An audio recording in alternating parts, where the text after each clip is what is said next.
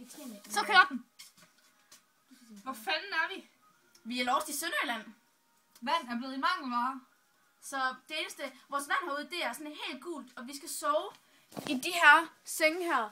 Dødsens farlige 3-etagers senge. 9 mennesker. Vi er 9 mennesker herinde. Og det har taget os 3 timer at komme herned og sådan noget. Og vi har troet, vi skulle have et lidt mere hyggeligt sted, men det skulle vi så ikke. Med brækgrønne vægge. Farver det her værelse, de er i 4 nuancer. Brækgrøn, mørkere brækgrøn, lysere brækgrøn og lortebrun. Og så har vi også lige nuancen hvid. Vi er på gulvet med sorte prikker. Ja. Så det vil sige, det er... Og skudhuller. Det er fra 2. verdenskrig, der tror vi. Og loftet, det ligner noget, der er løgn. Og der er et kighul. Ja, der er kighul.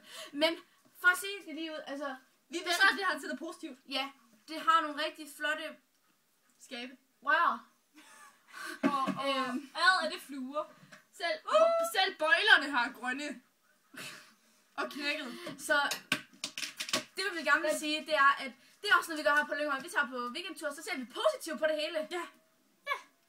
Der er varme, hvis vi lukker dørene. Ja.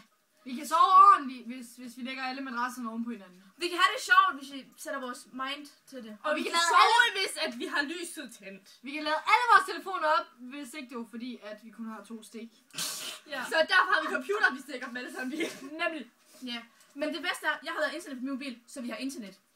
Vi har forbindelse til omverdenen. Vi kan komme i kontakt. Og så her vil vi sige, hjælp os. Ja. Ja. Send os cola. Og småkager. Og vand. Og masser af slik. Og vand. Kom forbi. Men vi skal alligevel til Tyskland i morgen, så vi køber alligevel bare fuld af solvand. Vi køber Tyskland for jer. Ja, vi køber Tyskland. Kan I så godt, mennesker? Godt!